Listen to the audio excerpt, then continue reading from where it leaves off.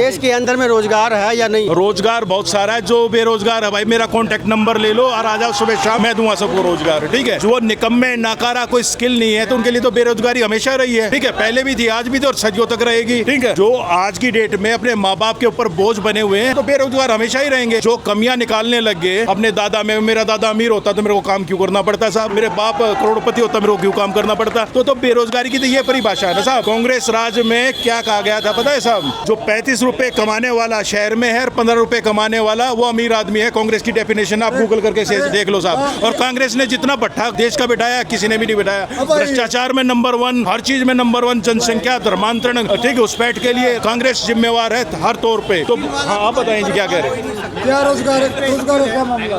लो जी, रोजगार का पूछ रहे हैं भाई साहब, क्या काम है? रोजगार बहुत है। आप क्या करते हैं काम? मैं गाँव वाला हूँ। तो गांव वाला यार, गांव वाला दूध वाला, ये कौन सी परिभाषा? क्या क्वालिफिकेशन है आपकी?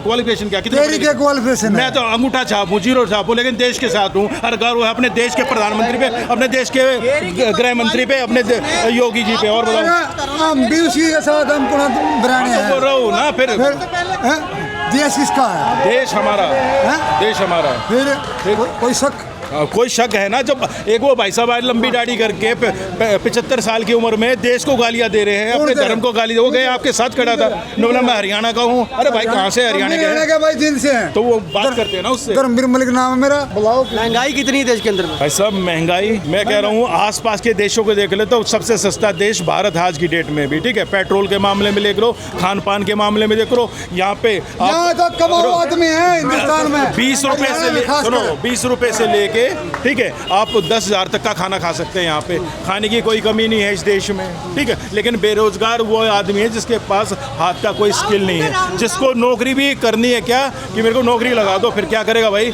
IPS बना दो और फिर मैं भ्रष्टाचार करूंगा यहाँ पे। इसके अलावा कोई स्किल नहीं है कि अपने हाथ का काम है।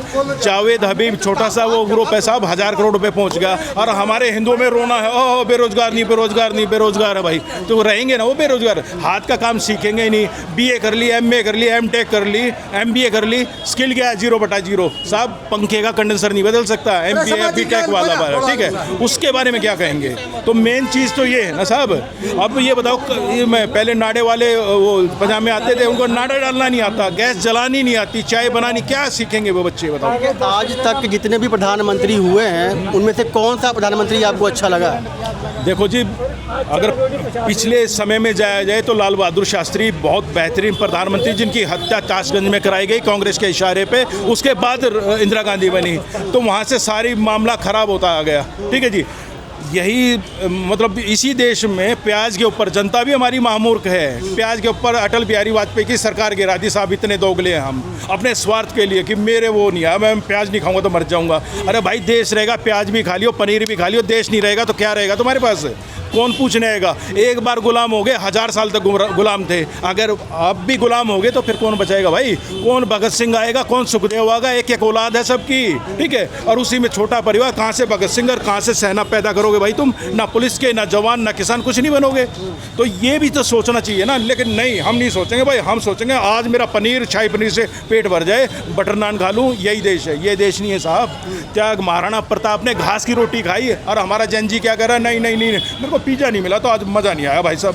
तो ये नहीं दिया आपने भाई। कौन सा PM बढ़िया रहा है आज तक? हाँ, उसके बाद आ जाओ। उसके बाद आज की डेट में समय के हिसाब से तो वाजपेयी साहब भी अच्छे काम करके गए, लेकिन मोदी जी का कोई मुकाबला नहीं है आज की डेट में। पिछले प्रधानमंत्रियों की देख लो उठा के, ठीक है, मुकाबला नहीं, कोई मुकाबला नहीं साहब। वो समुद्र का और नाली का मुकाबला करने लायक होगा आज की डेट में। अगर मेरे इतने बड़े नेता रहे हैं अपने समय में। हाँ, नेहरू जी के मतलब आज़ादी के बाद पहले ही जीप घोटाला उन्होंने कर दिया था साहब। उसके बारे में क्या कहेंगे साहब? एडवीना के साथ कैसे संबंध थे आप बता दो? देश के 2 टुकड़े करा दिए, क्या रहा साहब? ठीक है, तो ये कौन सी उपलब्धियाँ थी साहब? ये भी तो बताओ ना। प्रधानमंत्री कैसे बने थे ये भी तो बताओ। प्रधानमंत्री पद पे कैसे बैठे थे आकर के? एक बेईमानी करके वल्लभ भाई पटेल साहब के साथ बेईमानी करने के बाद में जब प्रधानमंत्री बने थे, जिसकी शुरुआत ही बेईमानी से हुई हो तो वो देश की सेवा क्या करेगा? अब दूसरी बात, इंदिरा गांधी के बारे में क्या कहना चाहेंगे? आयरन लेडी के नाम से जाना जाता है उनको। आयरन लेडी कौन कहता है? आयरन लेडी ठीक है, वो तो भाई सब लकड़ी लेडी भी नहीं थी, आयरन तो बहुत बड़ी बात हो, बहुत बड़ी बात कर रहे हैं। बहुत बड़ी बात कह रहा हूँ। उसका एग्जाम्पल दूंगा ना, आपने यहाँ पे पाकिस्तान पे अटैक करा दिया, ठीक है साहब, हम जीत भी गए, जीते हुए देश की चलेगी या हारे हुए देश की चलेगी? सारे समझौते आप कर गए, सारे ठीक है, जमीन उनको दे दीजिए, आज तक का जम्मू कश्मीर का हिस्सा अपने में नहीं ले पाए, अपने जो वहाँ सैनिक ठीक है कैद कर लिए थे पाकिस्तान में वो नहीं ला पाए, उनके मेरे ख्याल में 60-65 हज़ार सैनिकों को यहाँ राशन पानी खिला के ताकतवर बना दिया, पहलवान बना दिया। ये आयरन लेडी के काम होते हैं। अगर आप जीते थे तो बांग्लादेश उनके पास कैसे पहुँच गया? अपने में मिलाना था। तो नहीं, फिर आयरन लेडी कैसे होगी साहब, ये भी तो बताओ ना। आयरन लेडी तो आज जैसे वर्ल्ड में मोदी जी जाके भाषण देते हैं, दुनिया में मैसेज जाता है कि भैया यहाँ कौन, भारत का प्रधानमंत्री नरेंद्र दास मोदी स्पीच दे रहा, तो दुनिया के कान खड़े हो जाते हैं।